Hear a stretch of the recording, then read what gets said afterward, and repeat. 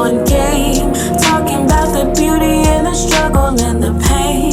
Speaking on adversities and gain along the way. Showing real love and uplifting names. On game, let me put you on game.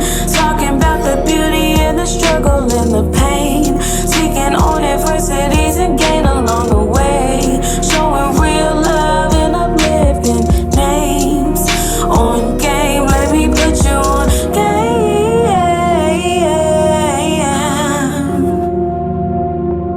Let me put you on game.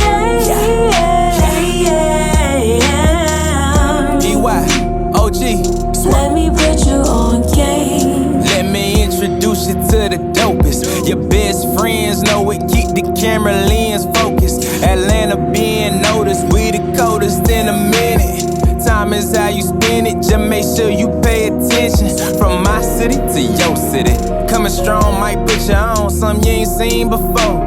Like homie, you ain't know the kings and queens that bring the things that make you know. Round of applause, I'm on my job, no clocking out. So tell me, what is you talking about? See me on your TV, probably smiling like I'm about to take a picture. Spending money all type of ways, cause God knows you can't take it with you. Let me hit you with the fast, dog. I ain't staying where I'm at, dog. I'm out here like a logo, man, I put that on everything. Big wings, I carry dreams, ain't got time to just maintain. Succeed, my last name, guaranteed I keep it swing. Standing on business, the Lord is my witness. I promise that won't ever change. Just let me do my thing, and I bet I put you Let on me game. put you on game. Talking about the beauty and the struggle and the pain. Speaking on adversities and gain along the way.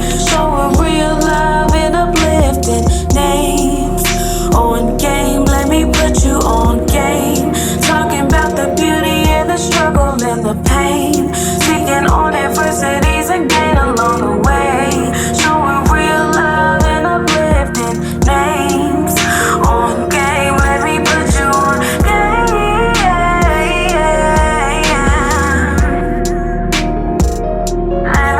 you on game.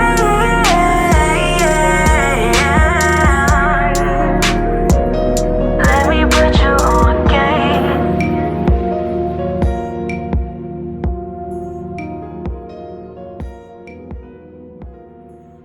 How you doing? How you doing, man? We back with another episode of Put You On Game. Man, I have another special guest with me. Put You On Game intro. I got this girl back. I know y'all been asking for her, but where is she at? Where is she at? Where's the voice? Where is she at? Her voice is amazing. Where is she at? She's back here with me, man. She's a businesswoman, content curator, singer, student. I got that girl, RJ. What's going on with you? What's going on? You know, nothing much. Living. Busy.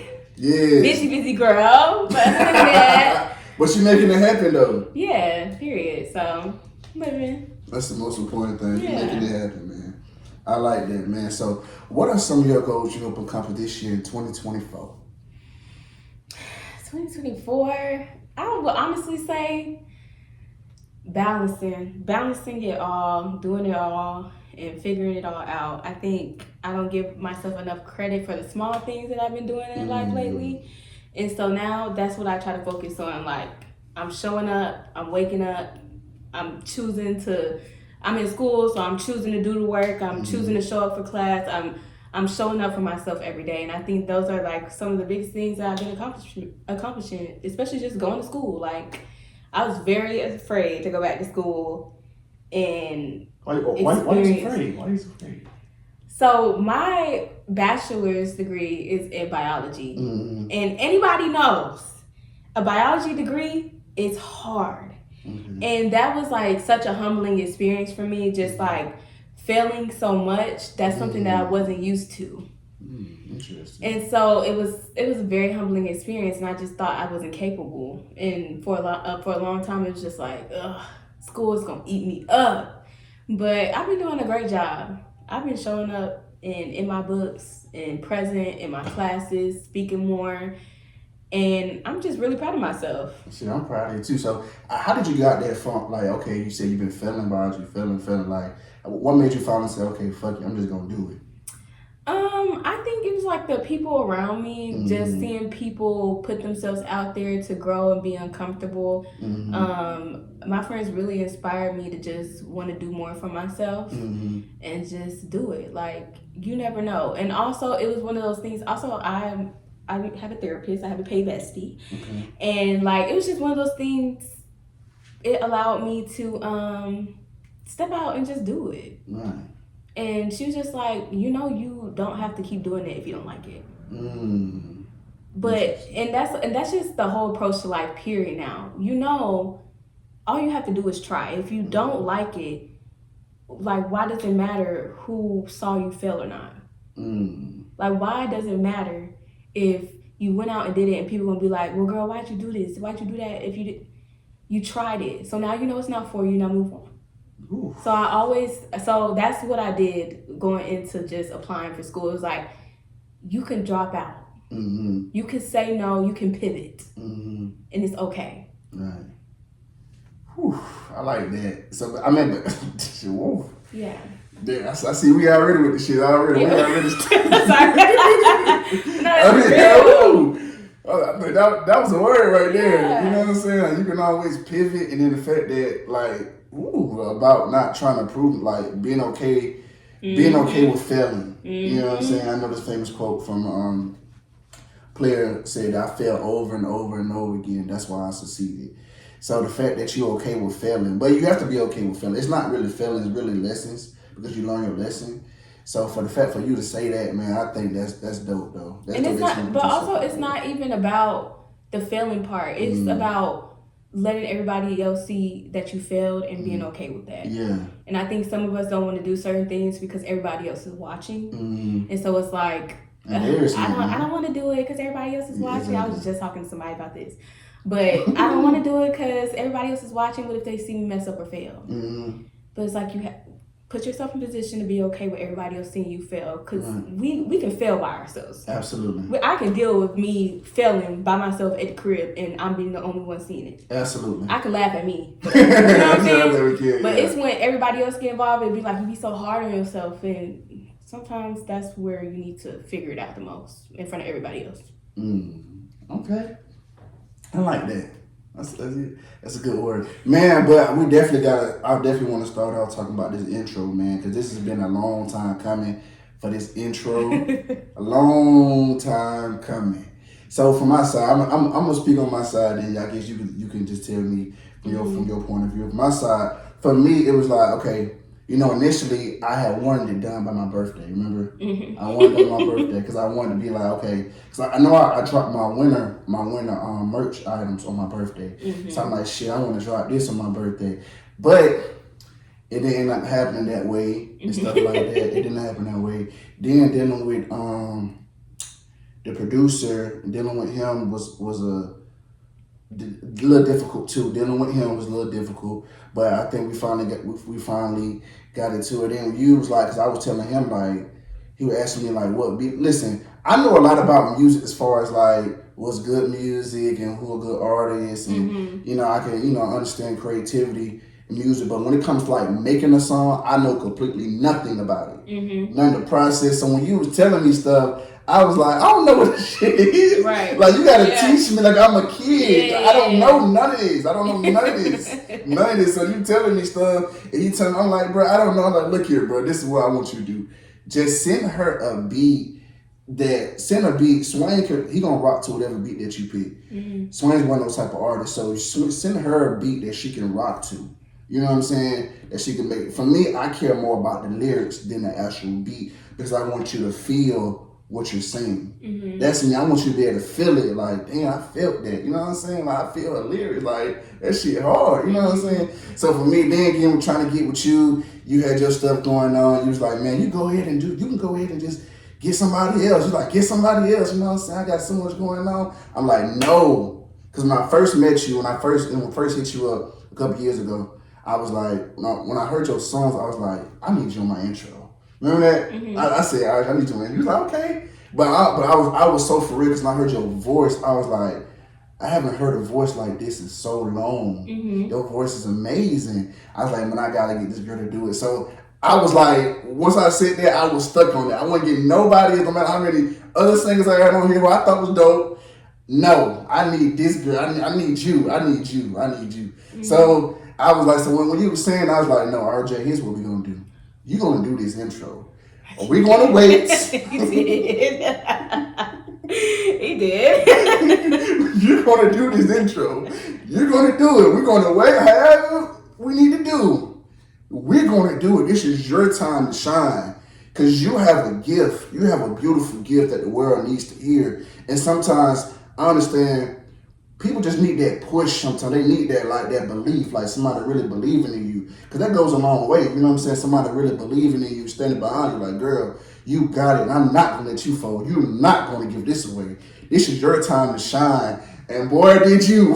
Boy, did you shine. Because when I heard that shit, I said, man, this shit is finna go crazy. When I sent it to my boy, he was like, man, she is dope, man. I'm finna, he couldn't wait. Like, I think he ended up doing, like, because I think he was out of town. Yeah. So when he came back out of town, he did it. Same day, sent that shit back to me. I was like, man, it was a go from there. But I believed in you so much. Yeah, you did. And I was like, man, RJ, you are doing this. I don't care what you say. I don't care what you got going on. I'm going to harass you. I'm going to harass you. You're going to get this done. Because, girl, this is you. Yeah. This is you. So that's from my point of view. It was very stressful. It's supposed to be done a long time ago, y'all. But we here. Now we here. So now let's hear from your side, RJ. What was your side going on when you was... And I was asking you that stuff. I was just, when you was asking for it in the beginning, I was like, I was busy. Like, I think it was right at the point where I was getting ready to move into my apartment. Mm-hmm.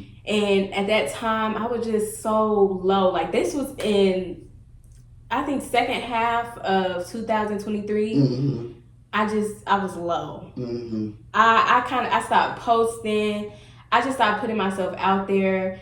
And honestly, truly, I was just low. Like, I was just at a point where I just did not want to. I didn't really care to exist, child. I was just like, I didn't know what I was doing. Everything at that time felt like all the accomplishments that I was achieving, it didn't feel like accomplishments for me. Like, it didn't feel like wins. Mm-hmm. And then at the same time, it's like, because I was scared, I didn't feel like I was technically worthy of being on the song. I was just like, just get some. I literally kept telling him, can you just get somebody else to do it? Like, I wasn't in a mental space to do it. And then on top of that, I just didn't believe in myself enough to say, yeah, I'm gonna do it. Like, I don't know. It's just, I didn't have it in me. I didn't have it in me. I didn't have it in me, like, energy wise. And then also when I am making music, I want to make sure. I always tell people. Somebody asked me one time, like, when are you gonna make more music? Like, I want to hear more from you. And I was just like, honestly, I only sing when I have something to say. And so it's difficult to, like, just get out of anything and just be like, yeah, I'm gonna make this song, like. But I don't have nothing to say. So sometimes it's difficult. So I was also looking for the right words to say too, once it came time to, like, sit down and do it. Mm-hmm. But I always know what, like, the chorus is going to be. It's more so the words around it that I'm always looking for. So I already knew it was going to be like, let me put you on game. Mm-hmm. And then I already knew, like, it was going to be something around that. I just had to figure out the words and then also take you into consideration of, like, what is it that you want this podcast to be? What is it that it stands for now? And, like, where do you want it to go in the future? Mm-hmm. And what do you want people to know when they are listening to this intro? Like, you want them to get the experience that you're supposed to get out of this podcast. Absolutely. And so a lot of it was just me taking my time. Most of it was me not feeling worthy enough, it being too scary to even put myself out there to do it. It's just like, why do you want me to do the intro? Like, this voice, I don't get it. But, you know, everybody else love it, so I love it. I just think it's just a comfortability thing for me, and I got to get out of it. You know, it's crazy because I thought you were bullshitting me at first. I thought you were just taking me on a roller coaster. You know? No, I know, and I bet it did feel like a roller coaster. It did. I'm like, man, this girl is thin.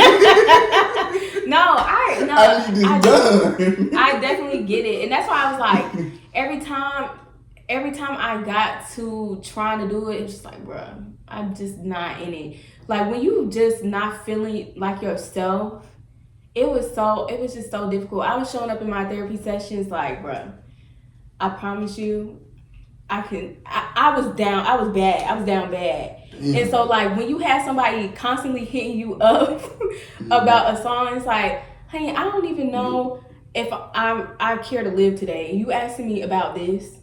It was like one of those things.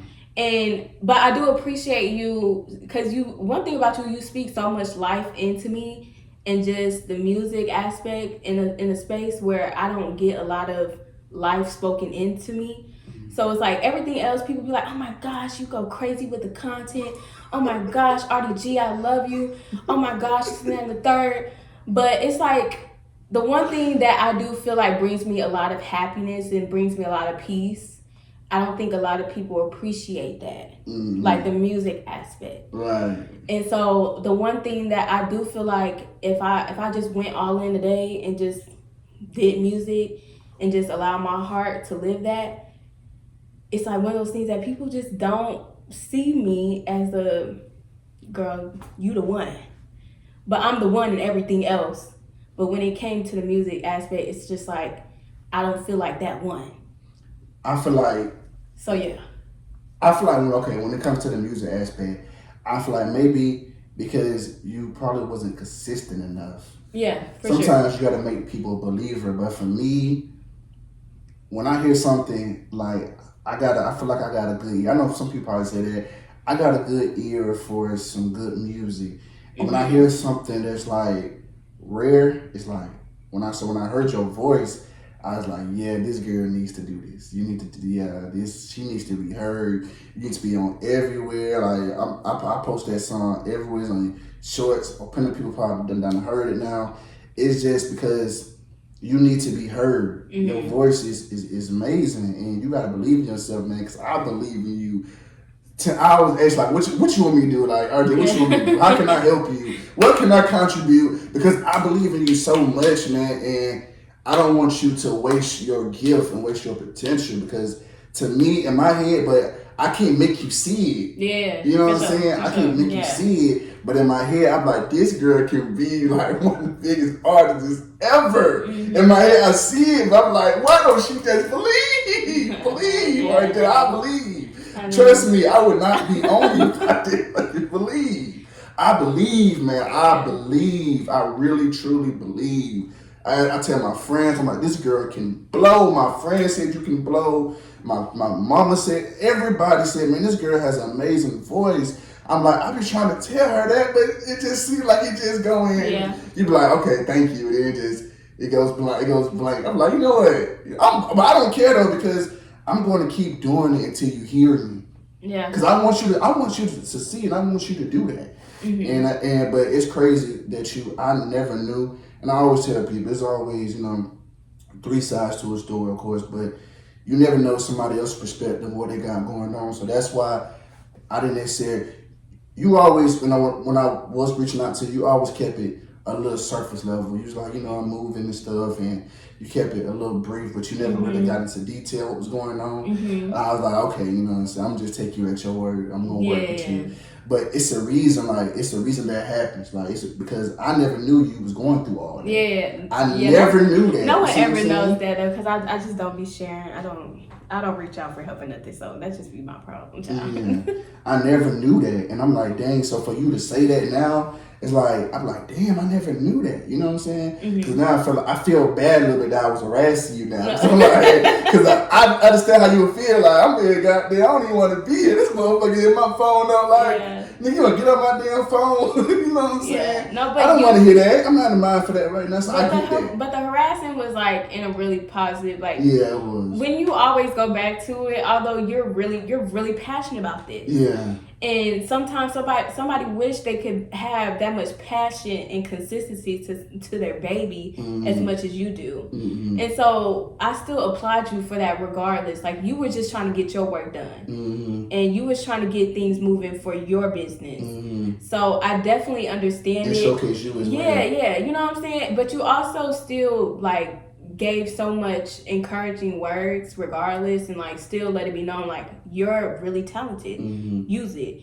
And so even though you was looking to build your business and build the foundation for here, you was still figuring out how to be encouraging and just let me know like, hey, you can do this, which amped me up to do it in the first place. And I think for a lot of people, that's just all they need. Like, sometimes just like, if you don't get tired of egging people on and telling them and encouraging them and letting them know how good they are, then I say continue to do it. Even if they don't believe it, they will believe it at some point just because you believe it so bad. And so, and I'm the type of person, continue to speak life into me. Don't talk to me crazy. Don't say, well, see, you don't want to sing in front of these people, so how you gonna be an artist? How you gonna be? That's not gonna get through to me. I promise you, I'm just sit for back because then I'll be like, well, maybe I'm not supposed to be an artist.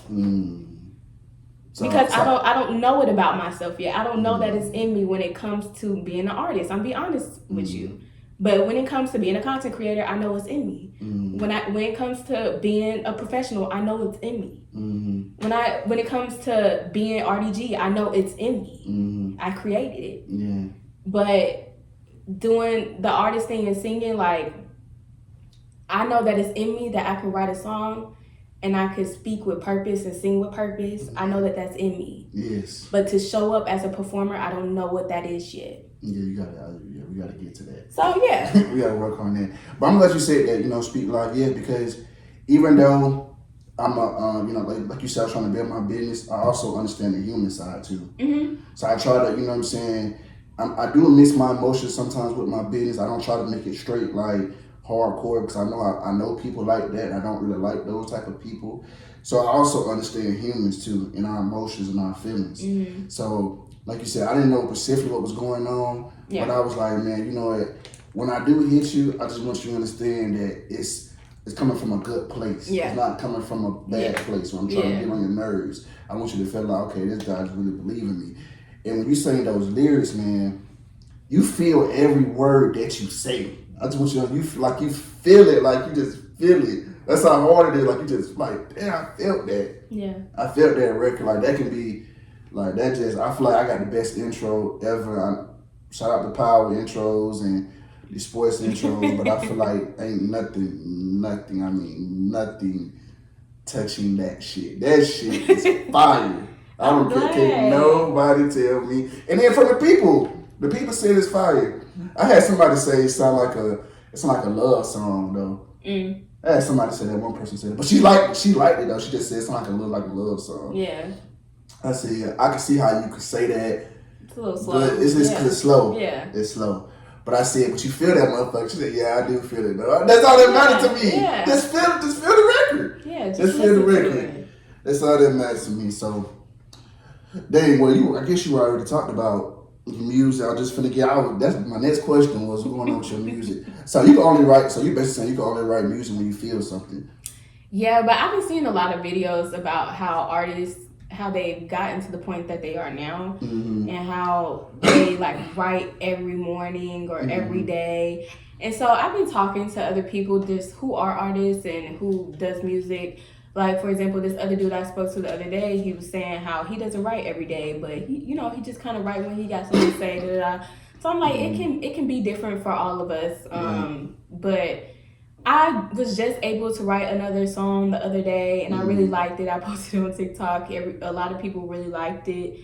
And so now I got to figure out a way to finish it. But yeah, like I do Are you posted on TikTok, man? I haven't heard it. Oh, I got like this random TikTok that I made, and it's called RJ's Jukebox.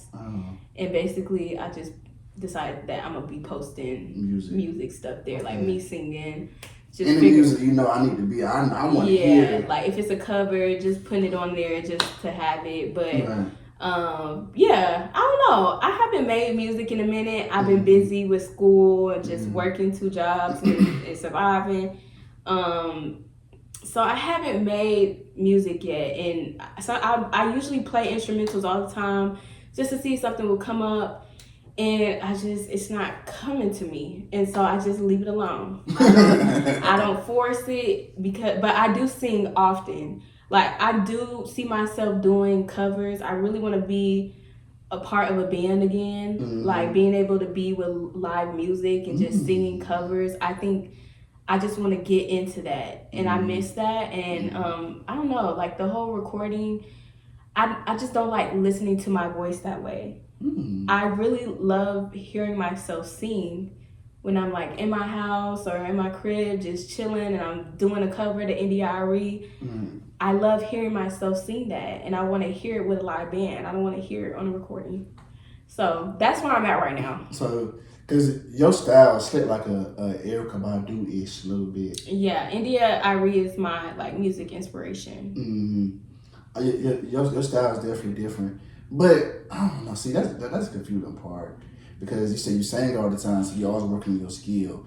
But when it comes to the songwriting, so do you feel like, I mean, like you said, you was at your low point a little bit last year. Why didn't you make any type of music then? You didn't have nothing to say in?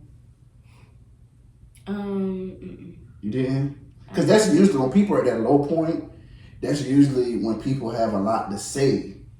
They have a lot to say. You have nothing to say? I had nothing to say. Damn. When I tell you, I ain't never been that low in my life. I don't know what was going on. I don't know what was going on, but I was not me. I was really willing to, I was A-okay with giving up. Dang, so what were some of the things that you felt like that led to that place? Like, what were some things that were happening in your life that you just like, you know what, just, because I know it's never one thing. It's always multiple things that add up to get people like that. It was a lot of change. It was a lot of change happening. Like, I had just turned 25. My friends, like, we're all going off doing our own things. At the time, my best friend had gone out of the country to go to school. My other friends was starting their masters. And then it was just like, what am I gonna do next? And then it was like, okay, I'm gonna move out the house. I'm about to move out the crib. I'm gonna get my own apartment. But am I able to do this? It was like such a state of being uncomfortable that really was just like, what in the world am I doing? How am I going to do this without my support system? Even though I still have the support system, they're just not as easily accessible as they were when I was living with them. Like, what am I about to do with my life? And also, it's one of those things like, what am I doing with my life now? Like, I'm in a profession that, I mean, it's not bad. It pays me great money. But am I doing things? You start to just question, once that frontal lobe starts developing, you just start to question, like, what am I doing? Right. And am I even accomplishing anything? And then it's like you hear at other people like, oh yeah, like, girl, you got your own place, your roommate. You doing the dang thing. You know what I'm saying? Like, you doing it. What, girl? You just got accepted into your master's program. You doing it. And I think every accomplishment everything that everybody else saw as an accomplishment, I was like, bro, this is scaring me.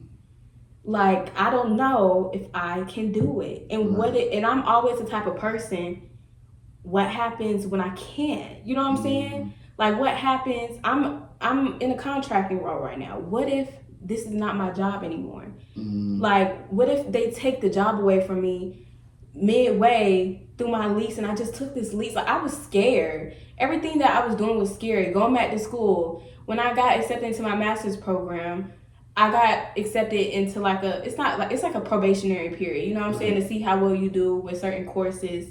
And so to me, it was like, dang, I'm over here going out of my way to apply for a master's program, and they don't even think I'm good enough to be in the program. It's like, I got so defensive when it's like, girl, you got accepted into school.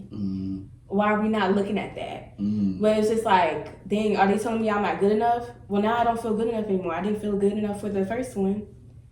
I barely made it through that one. You know what I'm saying? Shout out to COVID. But it's like, I don't know. It was just so much that was changing. I was uncomfortable. And then once I stopped inviting people over to my crib, it was like, oh, how do I live by myself? How do I like I'm living by myself? You know what I'm saying? Everything was just hitting me all at once. And for a long time, I was just uncomfortable. I didn't feel like I was accomplishing anything. And and then one day I was able to laugh. And like, the laughs was genuine. And like, and that's, from that day on, I started being thankful for like the small things. Like, sorry.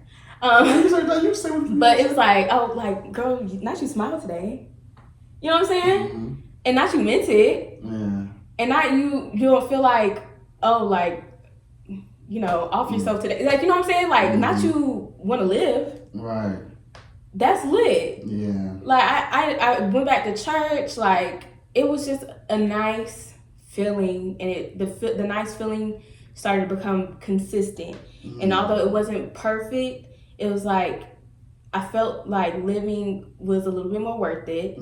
I felt like, oh, I can go get this master's. Right. You know what I'm saying? Like, I can finish it. I'm not gonna, you know, you can do this. I just started to figure out, like, you can do this. And you're gonna figure it out. And from then on, I just started thanking God for the small things. Really, like, the laugh. I love me a good laugh now. And although that might not be a big thing for some people. No, it should be. You should want to laugh.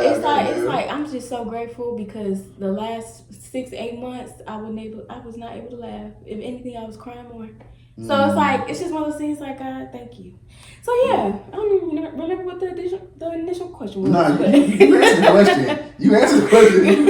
You answered the question. Now it's crazy though, because from the outside looking in, you really couldn't tell that, or maybe I wasn't paying attention enough, probably so. But you couldn't tell that. It seemed like you was, I don't know, because for me it seemed like you always preach self-love and you always take yourself out and you always doing that, and it was like, so I just never thought that was a thing.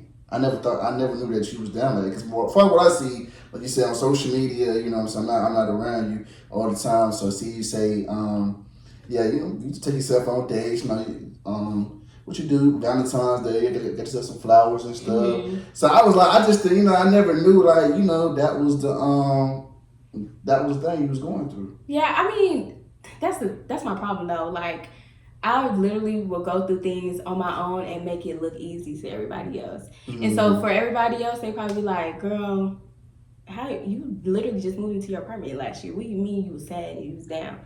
I was sad and I was down. You know what I'm saying? Like, that's just how it was. Like, but I mean, I don't know. Sometimes I don't want to make, I think sometimes going to other people is making my issues somebody else's burden, and sometimes I just don't be doing that. So I keep it to myself, but my therapist has told me, Raven, reach out. It's okay to reach out and let people know you're not okay. And that's okay. And you allow them to figure out how they can be there for you. But sometimes when you feel like people ain't you, they're not gonna listen to you like you listen to them. Like, sometimes I just feel like I can do it myself. That's how I've been doing it.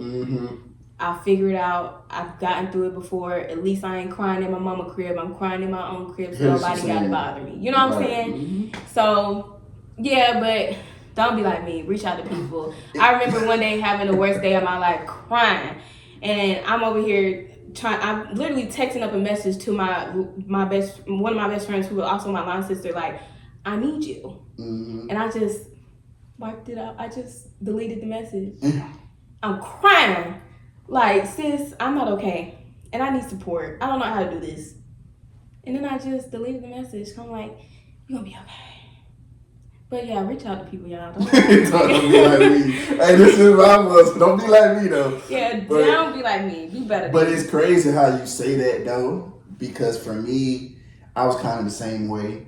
Still is to a degree, but like you said, I deal with shit on my own. Like, I don't want to make my issue somebody else's burden. You got your own shit going on. I want to bother you with my stuff, and I internalize stuff. Like, for me growing up, it's just, I've always, like I said, been there for somebody else, but nobody's really there for me emotionally. So it just stuck down, went down deeper and deeper. And now, you know what I'm saying? So now it's still hard, very, very hard for me to like reach out to somebody and let them know, hey, this was going on. Cause it's so used to internalizing it. I internalize it, man. Yeah. Internalize it, you know, and I'll be like, okay. But now what really helps me though is this podcast. I ain't gonna lie. This podcast is my therapy, man. Because when I'm feeling some type of way, and the crazy thing about it is every time I'm like something like say something happened Monday and I have a guest coming this Saturday. Whatever that happened, the conversation always leads to that, to where I can speak on it. You know what I'm saying? And it's crazy how it happens. It's not forced. It's not nothing. Like, the conversation always leads to that. Because I say, you know, I'm not going to speak on nothing just to talk. Like, if it leads to a situation, I'm going to talk about it. And it works like that all the time.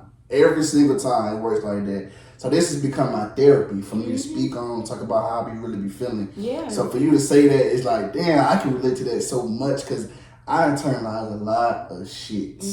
But that's why God gave us community.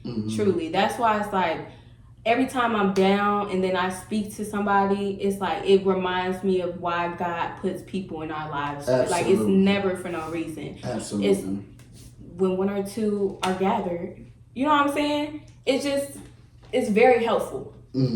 So I don't know. I like that. Take it for that. So self-love. So now you're okay. So now you're still on your self-love journey. Yeah, I mean, self-love thing, it's a journey every day. It's never going to be, especially like 25 now, self-love journey. I'm a woman. I'm hitting my grown woman weight, honey. It's definitely a new journey. So that's the everyday journey. But we are moving on up and onto better things and more positive mindsets for sure. I like that. More positive mindsets. So let me ask you something. This is a question that I was having with somebody recently too. Right? Because to me, I feel like this person doesn't love themselves. Right? I feel like. But let me ask you your take on this. Do you think when people allow other people, rather that's family, friends, or just random people in general, you allow them to disrespect you or continually treat you like you ain't nothing? Do you think those individuals love themselves? They don't? I said that, but they didn't believe me. But they don't, and they probably envy something that you already have that they want. And it's like sometimes people, the thing that they love about you, they hate about you, and then on top of that, like they hate that they're not able to be like you.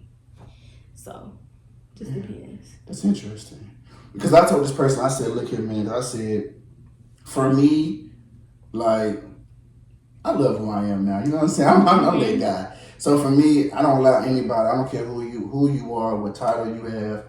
You're not going to talk to me any kind of way. You're not going to disrespect me. Period. Because I give respect. I show love. You know, I'm always supporting. I'm always sending encouragement. You know, that's just me because it's so much negativity in the world. You know what I'm saying? And like you said, you never know what's somebody going on. So a simple DM, be like, hey man, you know what I'm saying? You know, you're beautiful, or you look good, or you know what I'm saying, keep doing your thing, you know, keep going, whatever. Just simple encouragement. You never know what that can do for somebody. You know what I'm saying? So that's me. So when you disrespect me, I have boundaries. Right. You know what I'm saying? I have, and my peace of mind that's it for me. I'm not just my peace of mind for nobody.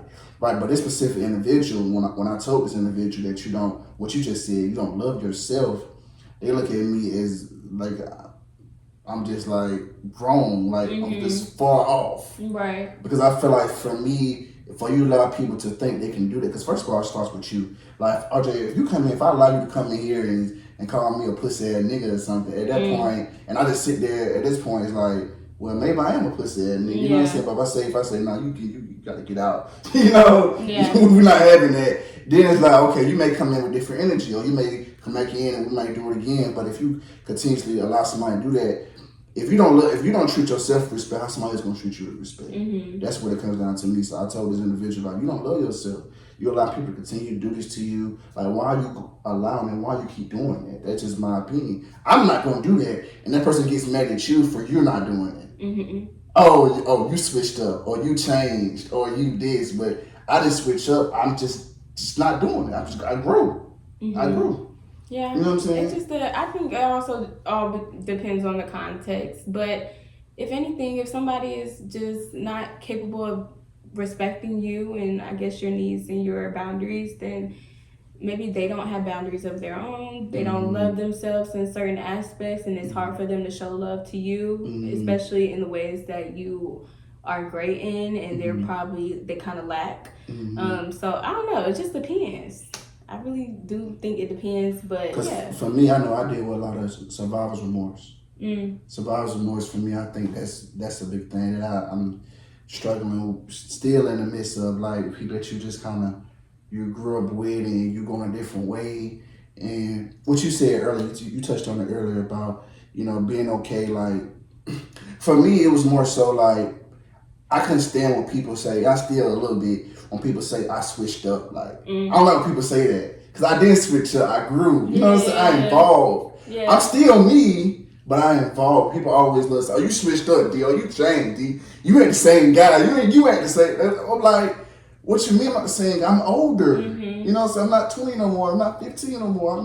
I'm older now, and I'm more aware of things now. I'm more wiser now. I've been through more shit now. Yeah. Why would I still be acting the same way I acted then? Yeah. And it'd be hard because you know what I'm saying, you went through hard times with those people. You know what I'm saying? You struggle with those people. And for them to say that, that's like something I like still deal with too. Like, damn, like it'd be tough. Like, okay, like I'll be over it, then I'm like, damn, I'm not over it for real. Yeah, but sometimes it's not personal. Like I think as I grow older and just learn more about people and our lives and just the things that we've experienced and are experiencing, it's just one of those things. Like sometimes it's not personal. It's not against us. Right. It's really just that person needs to figure out how to grow and be better. And y'all not on the same wavelength yet. And that's okay. And it's okay if y'all are not capable of being friends right now because y'all don't have the same mindset. You have to surround yourself around people who are going to support the person who you are now. Absolutely.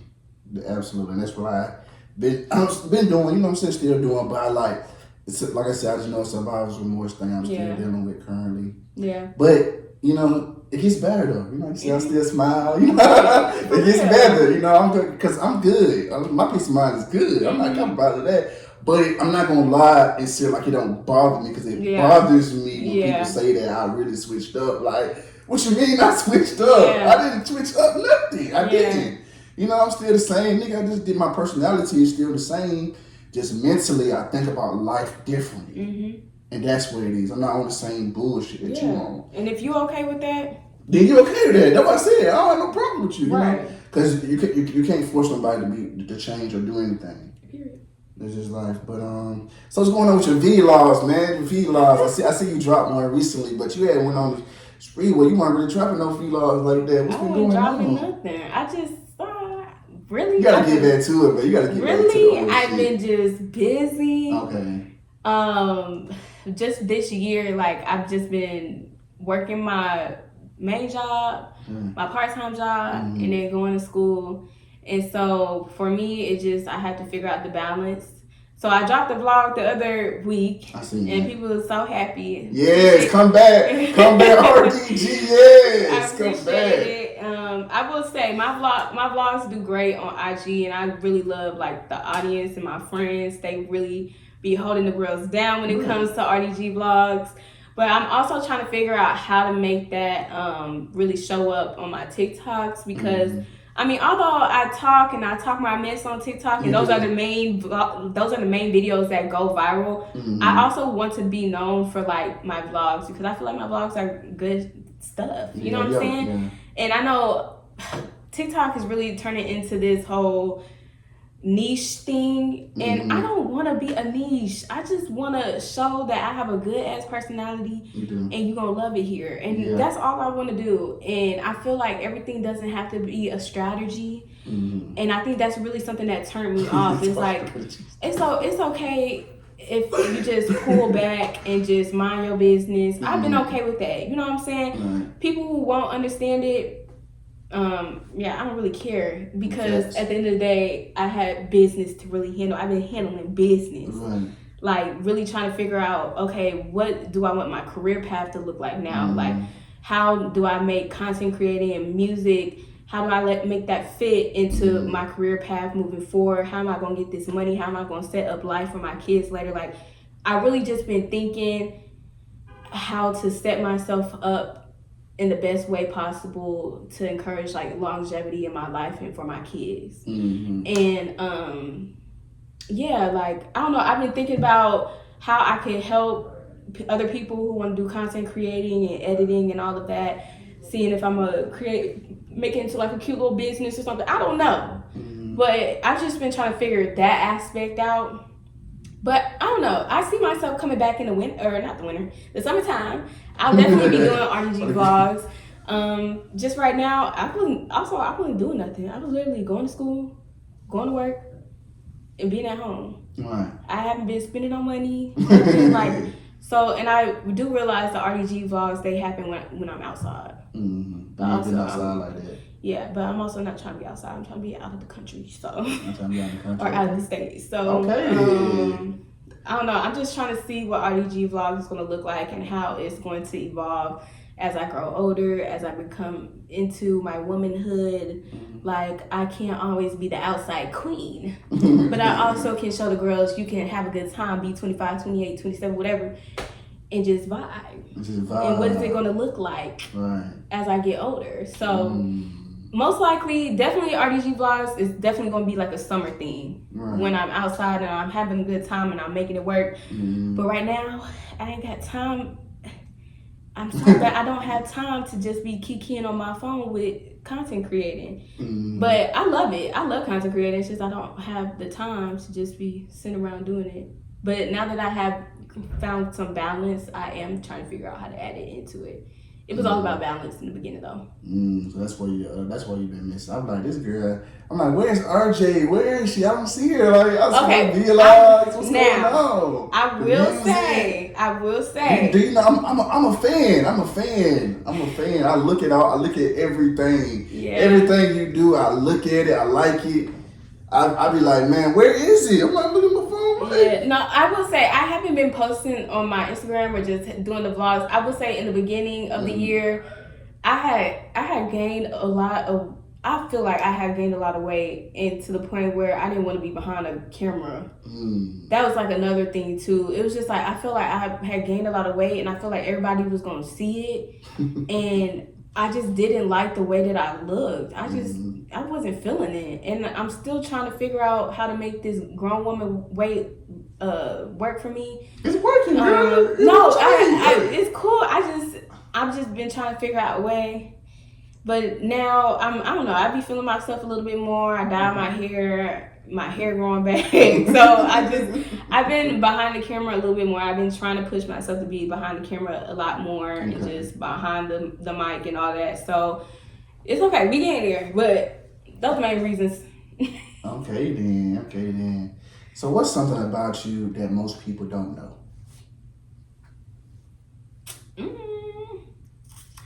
I don't know. This is a hard one. Most people don't know about you. I don't know. That's a hard one to answer.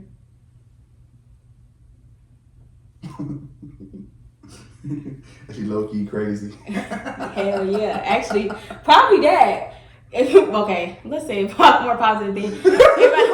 I'll say this. If I didn't. Yeah. No, I am kind of crazy. I will say. I am. I'm a Cancer. You know what I'm saying? It's undercover. But y'all sensitive. Cancer's sensitive. Yeah. We sensitive. I hate when people be like, Cancers are emotional. They are. Pisces are emotional. They are too. Cry. They are too. We're just sensitive. Yeah, y'all are. Just don't play with my face and we cool. You know? And if you play in my face, you're not even gonna see how it is to be played because it's gonna be uncovered. Anyways, that's against the waves, you know that? No, yeah, I don't play with these people ever. And I keep it real cute, but the moment you try to play in my face, it's not cute. Like, don't play with me. But Yeah, I will say, like, if money wasn't an issue, I would work with kids. Like, I would be a teacher. Or definitely, like, have my own nonprofit. I had a teacher on here, Ashley. She said she make good money. She said that's a misconception. It's about where you go. Yeah, for sure, but I don't want to work. Sorry, but I don't want to work with white people. Like, I don't. They have all the. They get all the resources they need. I want to be where the work. I want to be where the work needs to be done.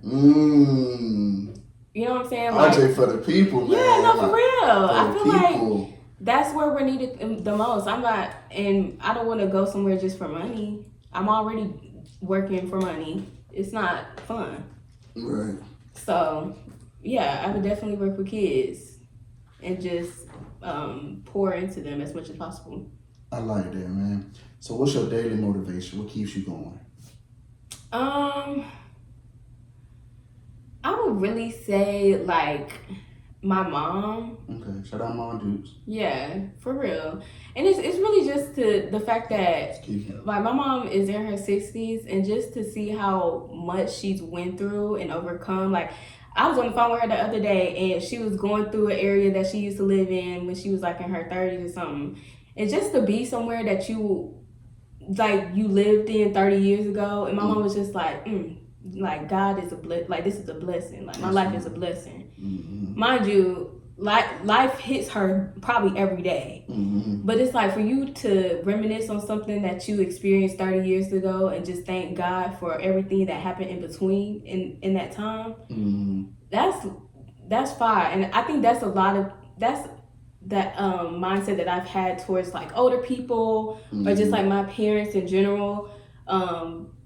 It's been a really big, like, motivation, just like my family. And I don't know. I don't think too much of the future nowadays. I can't do that right now. That'll stress me out. But my family does keep me going, just knowing that they're getting older and life is happening and I'm not there to take care of them anymore. It's just one of those things, like, I gotta keep going, at least so they can see the other accomplishments. Absolutely, man. Yeah. So, biggest failure in life so far, and how were you able to overcome it? Biggest failure? I don't know. I don't know what my biggest failure is. I overcame it. Biggest failure. Oh, I never get quiet like this. It's a perfect time like this. So I don't know. Biggest failure. I can't think of one right now. Biggest lesson, man. What do we do? Biggest lesson. Biggest lesson.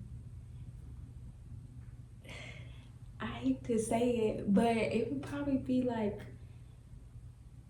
it has to do with love. Okay. But I feel like in every aspect of my life, I've been able to, like, figure it out and, like, get it right. Okay. I will say, when it comes to love, I don't know if y'all watch Love Is Blind, but you love that show. Like, I do. But, like, 80, like, I see some of me in her, and just it just be like, damn, I get it, girl. You know what I'm saying?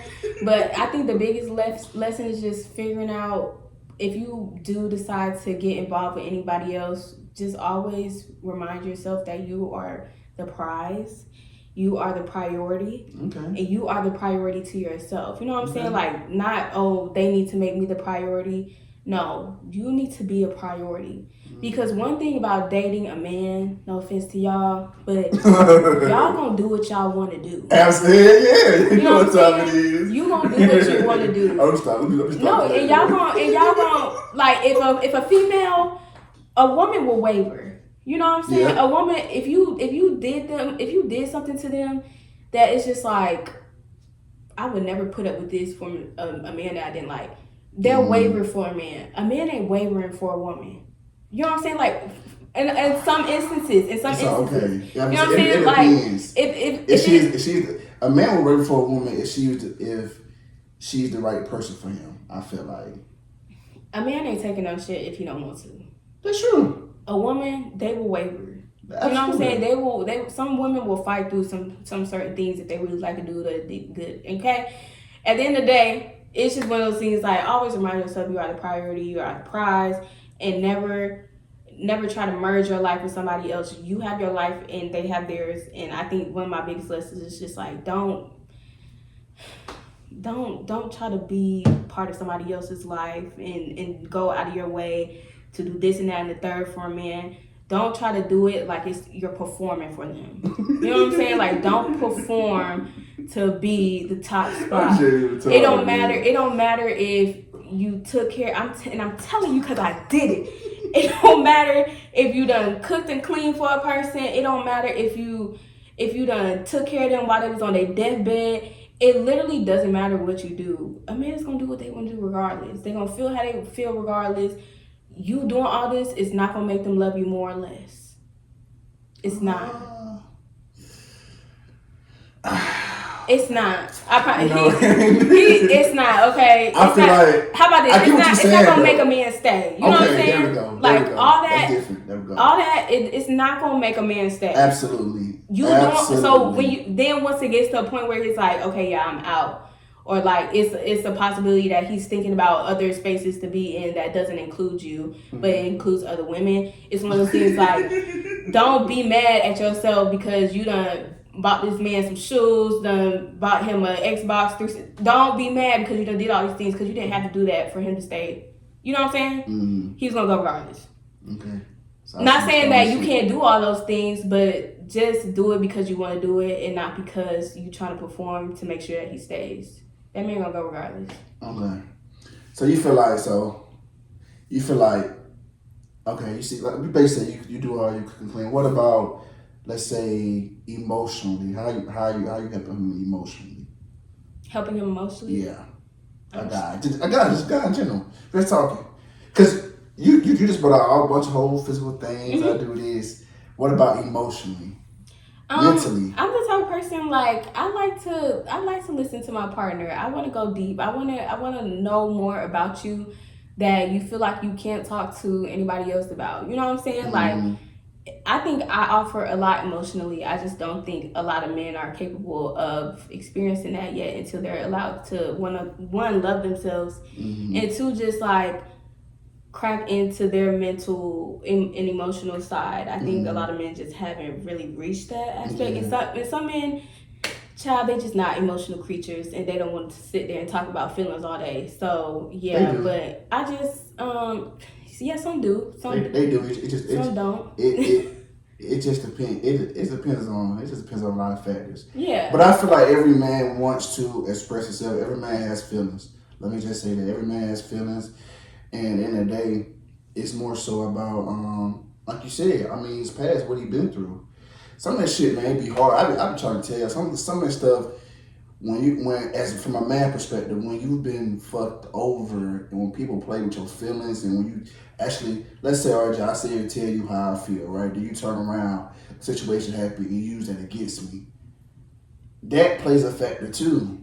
Mm-hmm. And me expressing myself, I'm like, damn, I love this girl. And this girl turned around and played through that shit right back in my damn face. Mm-hmm. You know what I'm saying? So it's just a lot of shit that happens that gets men to that hard point where like, I love this girl, but damn, that shit hurt. That emotional hurt. Like, it's the fear. It's the fear of, am I gonna allow myself to get hurt again? Because I couldn't take it. When she threw it in my face, it's like, damn, I got vulnerable. And now I can't be vulnerable no more because it's like, what if she do the same thing? You know what I'm saying? So a lot of that plays a part too. And I think that's just something that I can't really relate to, and because I don't know women like that, and I understand, and I every time I talk to men, I get it because I'm like, dang, like, oh, it gets worse when it comes to women. I didn't know women was set up the way that y'all be talking. I didn't know because that. I don't know women like that. Mm-hmm. You know what I'm saying? Like, I genuinely do. I know women with great hearts, like, deserve love, like, I know that, you know, they would bring a lot of peace to a man's life. And yeah, you know, love is not easy. It's between two people. I get it. But when it comes to the women that I know that they are solid individuals. And they would make amazing girlfriends, amazing wives. And to see them so hurt because it keeps showing up that like they don't feel deserving of love because no one wants to choose them, or nobody wants to commit to them. And it's because a man is hurt because of the last female who was a lame-o. Or the previous two. Yeah, you know what I'm saying? Three. Yeah, you know what I'm saying? Like, shit up, man. I just really hate that for y'all. And I hate that for the women who are genuinely good, solid individuals who deserve real love and is trying to give it to y'all. And y'all just be like, no. You know what I'm saying? And I hate that. But I don't know. And I think I just can't really speak on it because I don't know women like that. Where you grew up at? I grew up in Atlanta. Where about Atlanta? Oh, like I grew up in Georgia. How about that? Because I know how the people get. Well, it matters. But my family is from Mississippi, so like I spend a lot of my time in Mississippi, like around country folks. If you grew up on the west side of Atlanta, you know a lot of women like that. What I just named. Anybody, I guarantee you. I call my niggas up now. I call some niggas up now. If you go up from the west side of Atlanta, you know women like that. A lot of them. Okay. And I grew up over there. You said what? No. I'm just saying the gym. But what I was gonna say is, and the thing about it is, okay, let's say you're going to, and by us experiencing that, that's really be the issue though. Because some of us men, we be like, you know, because some women, you know what I'm saying, not finna talk, not to talk bad on women, but some women in particular, just like, I had to learn this too. This is one of the hardest things I had to learn too, was I was so naive. My homeboy used to always tell me, bro, don't put shit past nobody. Don't put nothing past nobody. Like, you'd be surprised what people would do. And I just never thought, like, certain women would do certain things. I never thought that. I never thought that in a million years. I was very naive, very naive. I was like, bro, she not like that, bro. She wouldn't do that. And then kind of find out she would. And that just, it would blow my mind. It took me years, actually, to stop being naive because I still just thought so highly. I still do. Don't think it changed. I still do. But I used to think so highly of women. I thought women were never capable of doing such acts. But they are. And it hurts. And it put me in a real dark place. You're talking about not wanting to be here. I talked about this recently on my podcast, too, with Jasmine, where I just didn't want to be here. I thought about taking myself out. Just being that heartbroken and not nobody understanding. But you talk about having a community. Shit, I ain't have no community. Yeah. Everywhere I came from, niggas was laughing and joning me. Yeah. They was laughing. Oh, man, you still ain't over that girl, man. Yeah. Damn, man, all these girls out here, nigga, why you worried about that girl, man? That's lame, though. Why you worried about that girl, man? That girl ain't nothing, man. She over there, she look bad to her. Why you worried about that girl, man? I was like, damn, you know? I'm fucked up, you know what I'm saying? It's like, man, these niggas I'm with every day, RJ, every day. And it don't hit. No, it don't hit until your friend gone because you didn't want to be a real support system. Like, that's why that's lame. Don't be that to your bro. I don't care how hard y'all trying to be. Like, that's lame. Yeah, I was like, man, what the hell going on? I was like, man, y'all got me all the way messed up. Like, all the way messed up. Like, I was just in a real dark place. I didn't have nobody who can trust. I just didn't have nobody to trust at the time. And it took me 3 months. 3 months to get out of that space. But I eventually got out. And what you said, I promised myself that I know I would go through heartbreak again. I know I would experience certain things again. But I would never, ever let a woman make me feel like I ain't shit. Like I ain't worth shit no more. I feel like I wasn't worth shit. I said, I'll never let nobody get me down like that. Nobody gonna ever make me feel like that. I felt less then. And I said, that never happened again. Yeah. And that was about 8-9 years ago. So it's been a while. But yeah. So then what kind of environment, how can women create a better environment for men to feel more at peace? Because y'all always like to say, be my peace, be my peace. But what does that mean to y'all? And then on top of that, like, what is it that you want to hear from your woman on the daily and this is just thinking like you're showing up as the best man that you can be in your relationship. Right. Because you ain't gonna get this if you being an asshole and you ain't doing what you're supposed to do to your woman. Absolutely. So let's start there. Okay. But how can women show up better to be y'all's piece and kind of let them know what that looks like? Because I think some women just be like, be your piece. I be trying to be your piece and y'all be messing with me. Right. So what is it? Like, what is it that y'all really want? First of all, it's about understanding his thoughts, understanding his perspective. Now, while it may not make sense to you, it makes a lot of sense to him. Mm-hmm. That's number one. Mm-hmm. Understanding his perspective, understanding the things he went through. And sometimes while you can't relate, and while he may be wrong, sometimes have a lot of empathy would do. And you continuously express yourself to him, right? You continue to express yourself to him, and you continually speak life into him. Eventually, it will happen. Now, I can't tell you when. Some guys are way more traumatized than others. Mm-hmm. But if you continue to speak life into him, and you continue to express to him how you feel and encourage him, like I believe in you, speak positivity into him, and you talk to him, and we say certain things that sometimes it may not make sense. Mm-hmm. Like you can just be like, okay. And you can eventually you could tell him, you know what I'm saying, like, you know, I don't know what you're talking about. But in that time, sometimes we just need a listening ear. Mm-hmm. And while sometimes we could be wrong, the fact that you're just trying, and we see you trying. We see you trying to understand. We see you trying to do this. If you keep doing that, we'll eventually get out of it. Okay. We'll eventually get out of it. It takes time. Some women have more patience than others. And some men are more traumatized than others. So I can't tell you it's going to take a month, 2 months, 3 months. I can't tell you. Mm-hmm. But I truly believe if you apply those tactics, women, I guarantee you he will open up. Because first of all, he has to believe that you're really on his side. Because sometimes we could be together, like you said, I could be loving you, we love each other, but are you really with me? Yeah.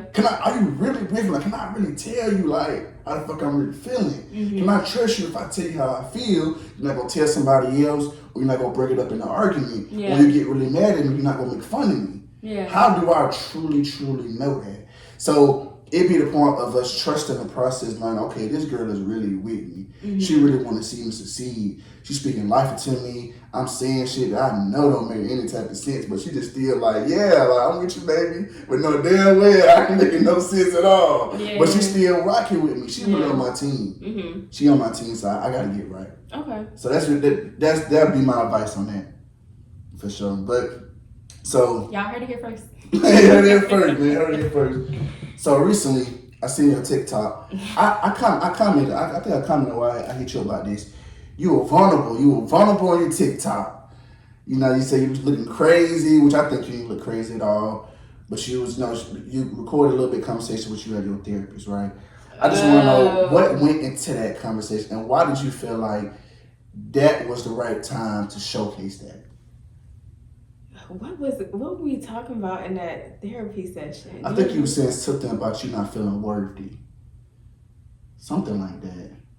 That was when I was down bad. I think, unless you just posted that unless you posted that late then. That was like Vlogmas. Oh, Vlogmas. But I seen on TikTok where you was crying. I remember I reached out to you. Uh-huh. I said I like that. Yeah, it was during Vlogmas. That was like towards the end of.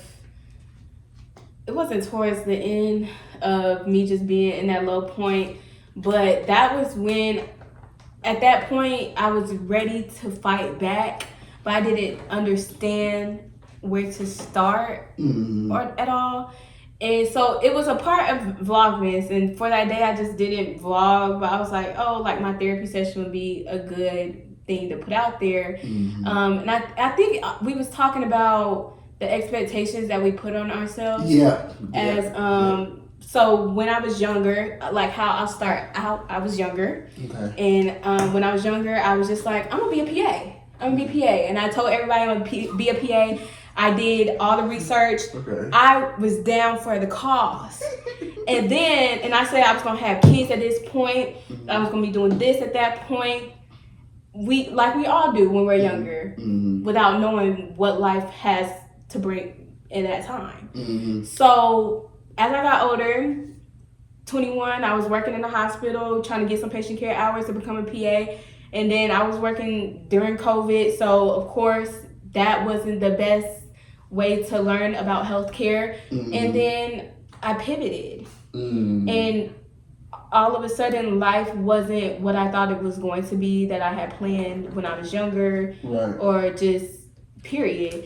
And so we were just really talking about, Raven, it's okay if your expectations change. And it's okay if you don't know what's going to happen 10 or 5 years from now. Like, it's literally okay. And it's okay to make new goals for yourself. And if those don't work, it's okay to pivot again. But don't be upset with yourself or to feel like you're far behind because you're not meeting the expectations that you set for yourself when you were a kid, that you had no idea what it entailed. And I think we beat ourselves up because we say, oh, I want to have a yacht by the time 28, but nobody told you that inflation was going to happen. Nobody told you that groceries were going to go up. Nobody told you, you know what I'm saying? Like, nobody told you that, you know, you was going to lose your most supportive family members. Nobody told you all these things was going to happen in the beginning, or nobody told you that healthcare policy is fucked up, and that's where the work needs to be done before working in actual healthcare. Nobody tells you what happens in the in-between. All you see is the pivots, or all you see is where people are now in their lives, and you just want to get there, but you don't know what happens in between. So don't be upset because your expectations change based off something that you didn't know. You didn't know. And that's okay. Give yourself grace and just be like, okay, this isn't what it is. This isn't what I thought it was.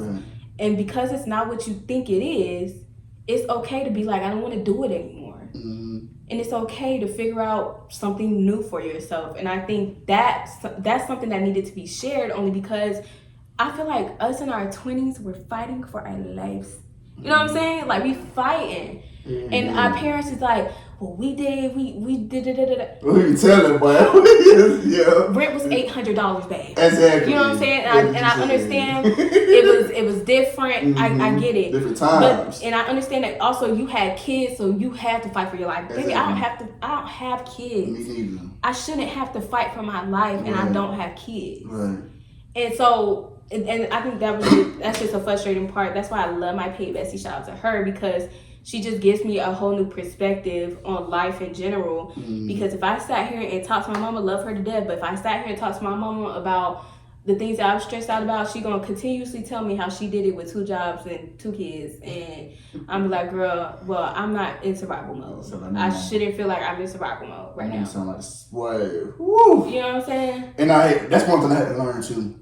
And I had to speak on, like, my biggest thing too, I used to do, because I've been through worse, I used to invalidate other people's feelings. And I think that's kind of what your mom was kind of doing. My mom do the same thing. Like, you know what I'm saying? If you go through something, well, I was outside in the street, you know what I'm saying? Flip-flops on, doing this. Like, okay, that was you, but this is me. Like, and that's not what I want for my life. Yes, like, don't be trying to validate how I feel because you went through worse. Like, I had inherited that trait, and I had to stop that. Like, I had to stop that. I had to realize, like, when people just tell me stuff, I'm like, bro, nigga, I came from being hungry. You know what I'm saying? That ain't nothing. But I realized, like, surely, because they always say, be careful, because you may become the same person that you probably didn't like. You may not be that same person. What you grew up didn't liking, you could easily become that same person without even knowing it, though. Without even knowing. That's the scary part. You don't even know it. But I had to realize, I'm like, damn,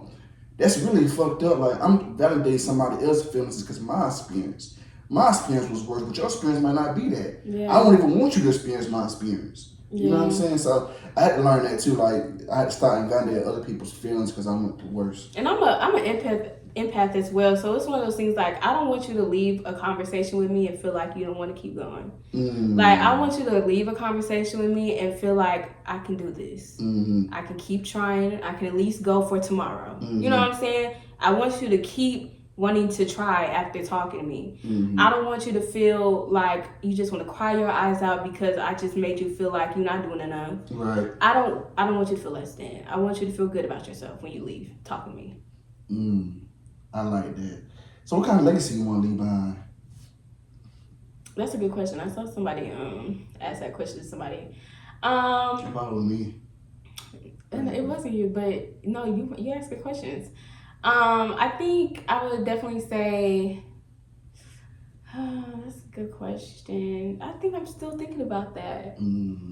I think if anything though, I want to be able to just have a huge effect on people.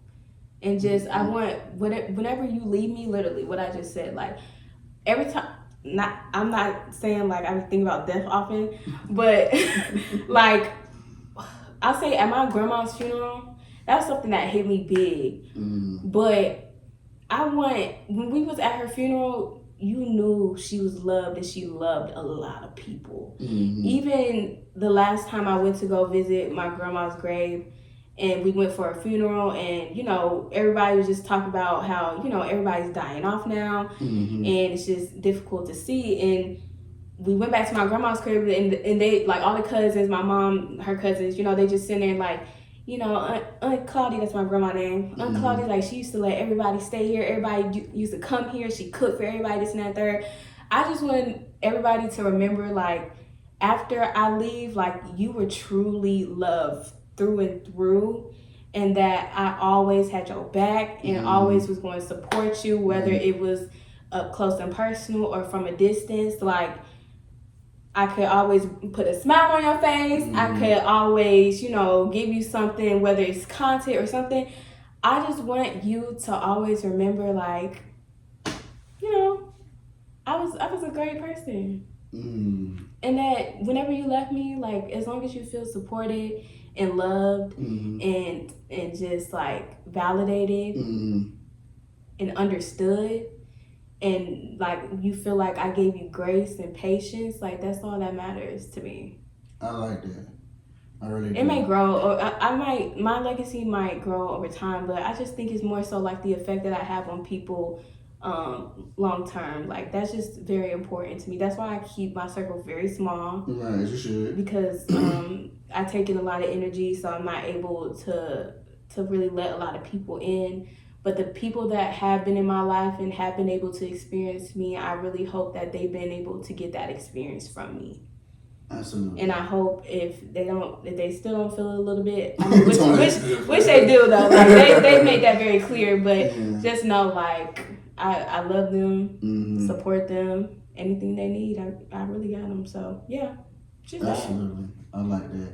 I gotta ask you this, man. This is the last question I'm gonna ask you. This Jalen Green, Draya being pregnant. I gotta ask you that because you go so hard for the woman. She goes so hard for the woman. You go hard for the woman. I see you. I gotta get this girl with this one because I'm gonna get my thoughts on this first, and then I'm gonna have you give yours. For me, I feel like here's the real thing, right? We live in a sexist world, right? And you know that because you speak about that a lot, right? Especially when you talk about the Monique from the Cat Williams interview. But even with the Monique situation, I feel like with the Monique situation, it's kind of hard because Monique has sometimes, difference between Monique and Taraji, right? When Taraji said what she said, Taraji is known as, people love Taraji. Taraji hasn't been in a lot of situations with people, like different situations with people. Her face card has always been good with everybody.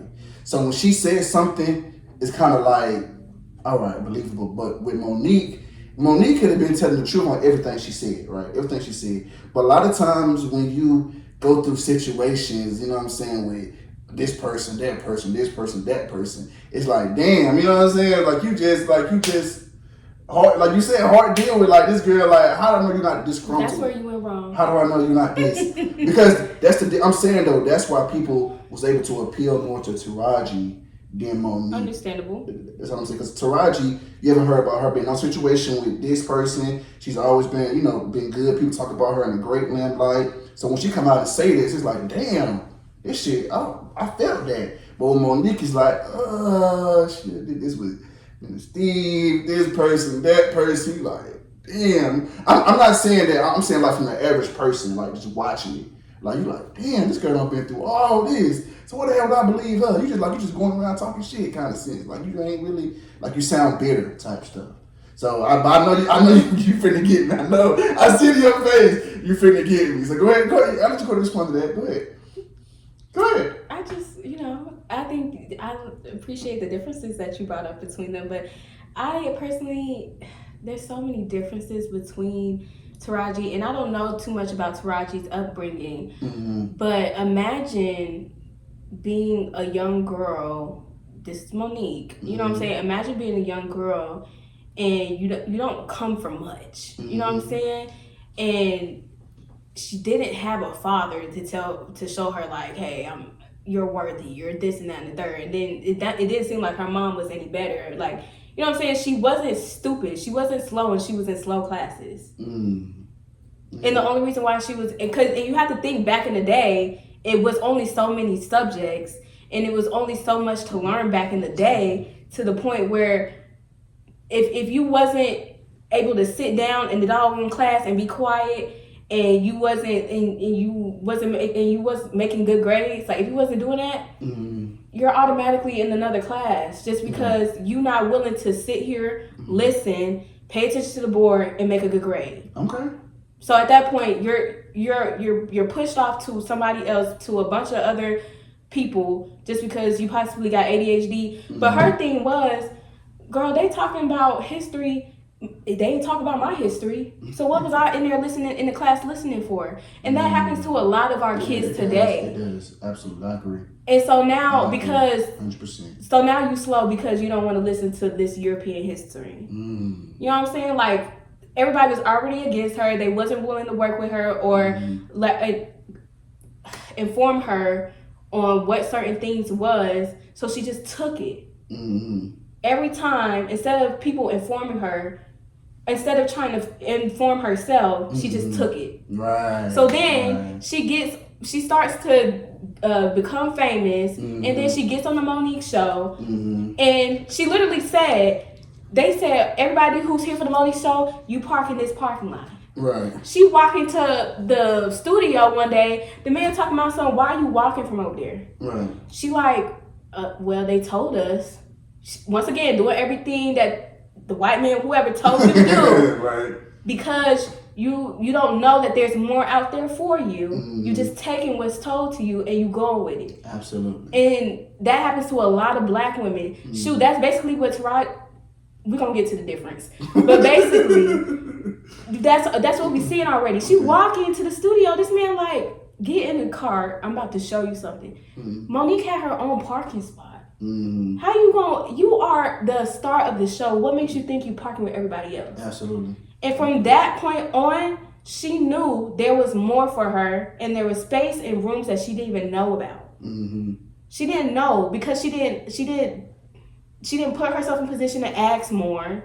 She didn't put herself in position to inform herself on anything. So everything at that point, it was like, I'm taking it because it's given to me and I'm just appreciative to be in a room. But as black women, you have to understand there is more for you. And at that point, when she figured out that she had her own parking spot, she knew it was more for her and she wasn't going to take anything less. And so every time she got into somebody's face, anytime a black woman, because they do this to a lot of black women in the industry. Let's start there. But anytime a black woman gets to a place and she knows her worth and she's willing to defend that, black men or anybody else has a problem with it. And now she's difficult. She was willing to do the Precious gig. She was willing to do what she got paid for. But now, because y'all want her to promote this whole thing, you know what I'm saying? You want her to promote the movie, but you ain't paid her for it. I wouldn't do it either. Nobody would. Absolutely. But she's a problem just because she talking back, or she letting you know I'm not going to do that. Hey, if she letting you know I'll take extra money. She's difficult because she knows her worth. And I think Taraji does too. But Taraji got kids. Taraji was willing to just take what was given to her, and I think sometimes Taraji upbringing is pretty hard too. Yeah, but also when you're silent, about certain things, of course, like you're gonna get by. Yeah. That's why she's gotten so far. She has been silent. She probably thought that the more she does it, the better it probably would get. Right. She's got bigger roles. Taraji, you can argue, probably one of the greatest actress, not just black, but one of the greatest actresses we done had. Like, she's played so many iconic roles. Yeah, and it still hasn't gotten her anywhere. It still hasn't gotten anywhere. Like, you know what I'm saying? And I feel like when she said, like I said, when she said that, it was just more like, damn, like she was really just broke down. Yeah. She was broke down. I would break down too after being silent for so long. And then we felt bad because we're like, damn, Taraji's been at the top for how long? How long Taraji did this and did that? We're like, damn, why Taraji ain't getting paid like these other folks? But Monique did speak on that first, though. You're right. You did. She did. But like I said, it's just difference. But she even admitted it. She said it was the messenger. That's all. It was the messenger. But it's the messenger. The messenger matters. The messenger is the black woman is going to be messed up regardless. But no, I want to say black woman because, like I said, Taraji said the same thing. No, but if she's a bigger woman and she's also seen as difficult, for example, like, because I didn't want to say it's a bigger woman because we all saw that reunion, the Fresh Prince of Bel-Air reunion, when Will Smith got behind that camera and made it clear. Like, the reason why Aunt Viv wasn't able to move forward was because a black man was behind the scenes saying how difficult she was because he didn't get his way. And that's tacky. That is. And I really don't blame the black woman. I blame the black man for not even supporting and encouraging and defending black women like they should. Okay. Like, even Tyler Perry, like, you knew. Tyler Perry. You know what I'm saying? You knew that you were saying that woman was difficult. Right. But then behind the scenes, you saying, "Well, I didn't really mean that, and maybe I did mess up your career, but I don't want to put that out on it." Well, you're just as much as a coward because you're stopping somebody else's bag because you didn't get your way, and that's tacky, especially for a black woman who is willing to defend a black man's honor so often. It may not be the full community, cool, but like we literally the only people getting our own way, and that's so tacky. We could literally all be doing it together. It's so much space and so much room, and we all do it different to the point where it's literally we can all be in a room. Right. People just greedy. But I don't know. It's just look, don't get excited because they really be pissing me off. So what's your thoughts on Draya then, that situation? Because had that been a man, we'd have been looked at as predators, all this other stuff, but she can do that. Why is that okay? I don't think she can do that. I think people, I don't know, from what I've seen, a lot of people are like, Draya, what you got going with this 21-year-old boy? Mm-hmm. You know I want to hear you speak on it. You're so passionate about what about the man? What about the man? No. Yeah, what about, how about that? What about the man? Like, you know how a baby is made? It needs sperm. Right. And who released the sperm? Of course. The man, right? So why is this just Draya's problem? Okay, no. I'm glad you say that. No, here we go. Why is it? No, I'm not done yet though. I will say, if I was 39, I don't have nothing to do with a 21-year-old. Okay. Like, even if you know, and this is why it's so important to just inform yourself on your bodies, the biology and the physiology of your body, the anatomy and physiology. If you understood that your frontal lobe is not fully developed by the age of 25, why are you dealing with a dude that's 20? Like, there's nothing serious that can come out of that. That's true. I don't know nothing about the boy. I don't know how much money he make. I guess they say they say he make a whole bunch of money. I don't know. But I don't know. You know, sometimes people really do be in love. I don't know. I don't know nothing about their relationship. But me, I know I wouldn't have nothing to do with a 21-year-old. I don't have nothing to do with a 21-year-old right now. And the only reason why older women messing with younger boys anyway is because, you know, they do that thing they like. You know what I'm saying? So at the end of the day, they do. I genuinely don't know. But at the same time, it's like, that boy knew what he was doing when he nutted in that lady. Okay. So it's like, y'all both know what y'all doing. Okay. A little bit. But she knows way more. And I just feel like with the wisdom and the life experience that you have, Draya, it's like, girl, like, what are you doing? Right. But it's like, you never know. It's probably midlife crisis. Like, But it is crazy to have a baby with a boy, but... Yeah, same age as your son. I just think this is... No, weird. they're the same age? Yeah. They the same age. Draya. Yeah. Same age. Ooh, that's nasty. That is. But, I mean, hey, that... At least you able to be objective. Yeah, Because, no, I think that is crazy. Yeah, it is. I wouldn't be messing with no boy at 21 and I'm 25, so. That's crazy. Yeah. But to be honest, that's not really crazy. I mean, shit, No, we I'm not doing like it. 3 or Like, 4 years apart. we not gonna be on the same level mentally.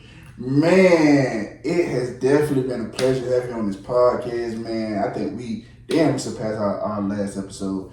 Man, I feel like shit, we can go for hours, man. Right. You know that? I feel like we can talk for hours. I like that. So, man, like I said, it's definitely been a pleasure having you back on this podcast, man. I'm so grateful. I appreciate your time, man. Thank you for coming to sit down with me. Mm-hmm. It's been a long time coming for everything, the intro. I'm glad that you was able to get yourself out the spot. You got a new apartment. You out here grinding. You working. But we need more music. We need the music. We need the music. We need the vlogs to start coming. We need that. We need consistency with your talent. Yeah. Because, girl, you can create generational wealth with your talent. You have so many different bags that you can tap into. Mm-hmm. Girl, I see it, but you just gotta just stay on it. I know sometimes it get hard because you got so much other shit going on. Mm-hmm. You like, damn, I get to it when I get to it. You know what I'm saying? That's how I be, man. So what's next for you? What's next? Really just getting this master's, man, getting this money up, and hopefully a podcast and just a lot more. So you're still trying to do the podcast? Yeah, but it keeps changing. But I think I found like a really good, solid idea. I just have to put it in the works. But yeah, I want to really do the podcast thing, and I really want to keep doing the music. So those are the things that's going to be coming up. I don't know when, but I'm gonna make it happen one day at a time. How can we find you on social media? So on TikTok it is _Raven Janae, and then that girl RJ on YouTube, Instagram, and that's it. Okay then, man. Y'all can find me at just put you on game P. You on game real simple. Like I said, it's never been a pleasure having this podcast, man. We're gonna get up out of here, man. And that wraps it up, man, for another episode of Put You on Game. Period.